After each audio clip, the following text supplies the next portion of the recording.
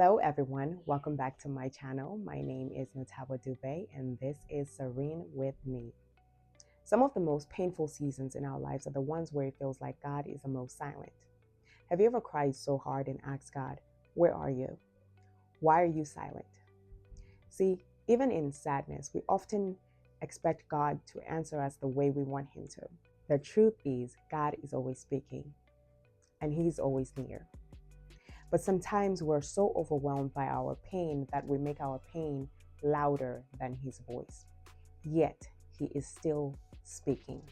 I remember a season where I was really going through it. Child, I was going through it. And I kept asking God, "Why are you silent? Where are you?" And see, I expected Him to show up in this dramatic way, a rushing wind, kick down my door, something loud, something obvious.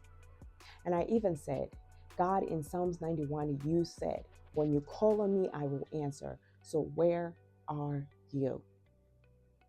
But what I later realized was He never left. He never left. I was so deep in my pain that I didn't recognize what He already done. See, He had placed peace inside of me. Because shortly after that, I noticed I was no longer trembling. I felt lighter. It's hard to describe peace. It's hard to describe peace, but I felt peaceful. So let me ask you this.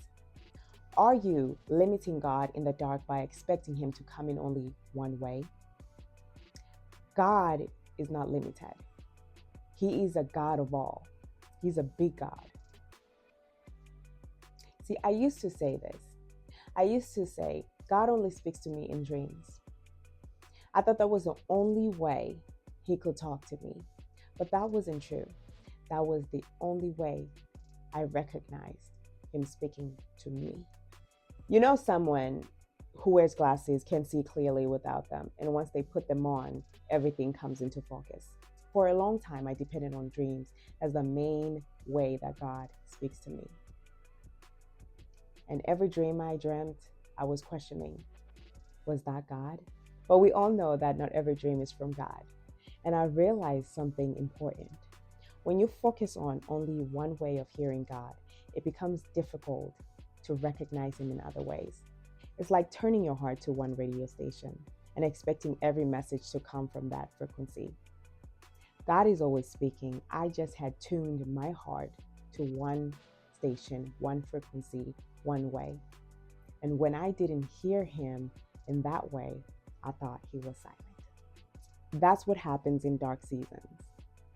We think God has left when really we've decided on how He should show up. We expect Him to comfort us a certain way, move a certain way, speak to us a certain way.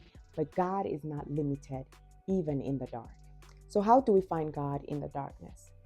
Let go of expectations. Listen beyond one station and understand that silence does not equal to absence.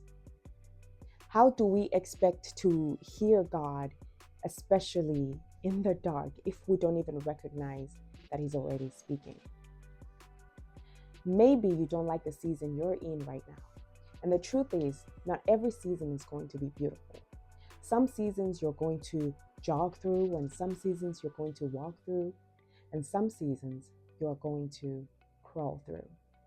And that's okay, because it's not by our might, but by His.